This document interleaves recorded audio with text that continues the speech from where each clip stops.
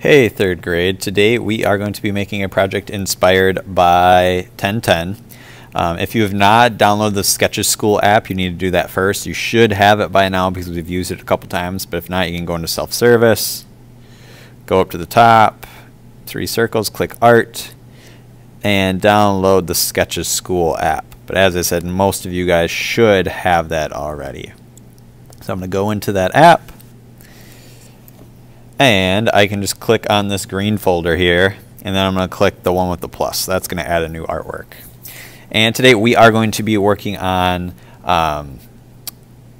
shifting from one color to the next, making like a gradient that crosses more than one color. So like purple shifting into blues, shifting into greens, kind of like what we saw with 1010's work.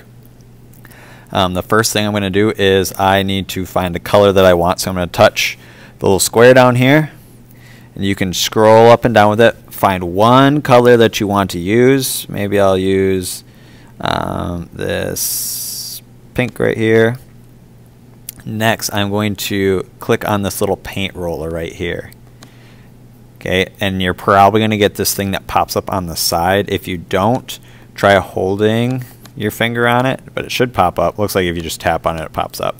You need to go to the lightest one. Okay, we're going to start light. And you are going to use several different shapes, so you need to use at least 4 shapes in your design. They can be organic, which are shapes that look very blobby, like this. Or you can use shapes that are a bit more geometric that feature, oops, remember you can always hit the back button, that's up in the top corner here if you make a mistake. Or you can use geometric shapes that have more straight lines, like triangles, squares, rectangles. Remember that you need to use at least 4. Okay, so I've got 4, but you should fill up your artwork. So because my white screen isn't filled up, I'm going to keep going, so I'm going to have more than 4. So I've got 1, 2, 3, 4, 5, 6. I ended up with 6, which is fine. Next, I'm going to click on my little color down here, and I'm going to either go up 1 or down 1 from the color that I used. I'm going to go up 1 because I'm afraid I'm going to run into white if I keep going. So I'm going to click on this next one. So my color is going to change just a little bit. I'm also going to click on my paint roller again, and this time I'm going to click the next one. So I'm going from the lightest to the next color, and this is going to allow me to carefully shift from one color to another. Once again, I'm going to use my paint roller, and I'm going to carefully outline those shapes that I just drew. You're going to leave a little bit of an edge to them though, so I can still kind of see that pink that I used before this. I'm going to do this to all of my shapes. Try to get nice and close to the edge. If you have a stylus, this might be a good time to try out using a stylus. Otherwise, your finger works just fine too.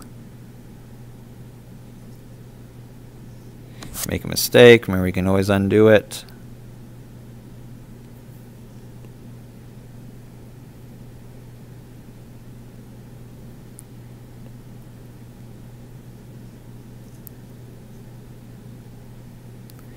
Alright, I finished with that one. I'm going to click on my colors.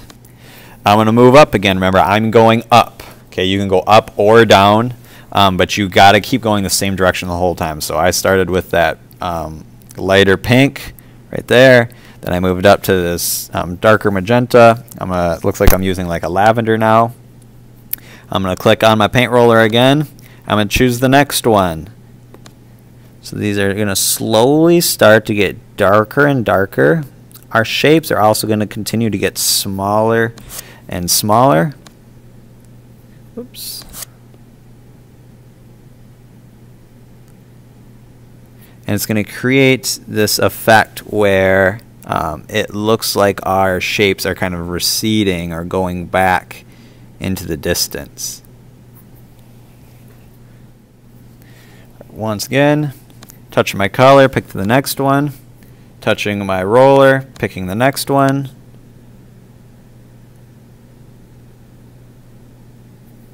Continuing to carefully outline.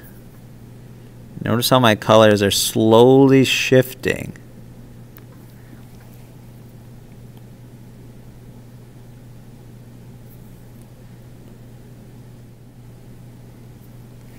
All right, another color, continuing to go the same direction.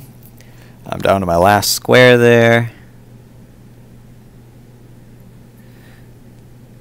Now you can see it's starting to turn a little blue. All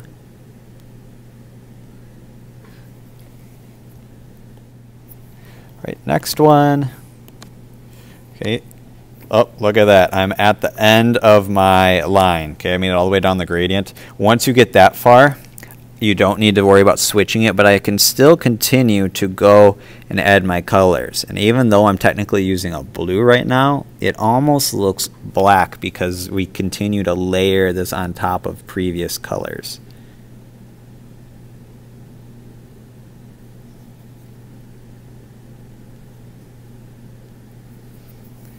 Next color.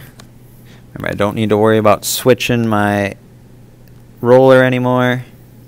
You'll also notice too, sometimes they start to get too small. Like this one I was able to get a little itty bitty one in.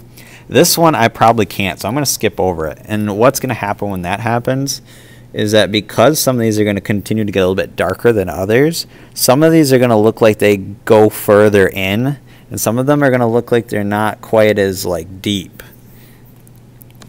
I can probably get one more. And you really can't even see those. All right, so I am finished with my 1010 design. When you are done, we're going to click on the 3 dots. And we're going to click the square with the arrow pointing up. And then we can click Save Image. Okay, and that should get saved into my camera roll, which is right here. Okay, there's my design, and you need to submit that to me in Seesaw. Remember, don't tell me that you're done with something. You need to actually be able to see your work. Here are just a couple other examples that I did. Here's someone with purples. Here's someone with blues. I do want to point out, notice how this shape, it got really skinny in the middle. So what I actually did was I kind of split it up in two. So it went from becoming one kind of wonky looking shape to it almost became like little triangles over here. And then these kind of became almost like these like crescent moon shape down here, which is fine too. You can kind of split your shape if it starts to get too small. And did the same thing right here. All right, can't wait to see what you guys are working on. Remember that you have to do at least 4 shapes. Make sure that you fill up your paper when you do that. Start with one color and either work going up or down on that color wheel that we saw. Okay, that color wheel. Whoops. And then you can also change your gradient with your paint roller. All right, can't wait to see what you guys make. Bye.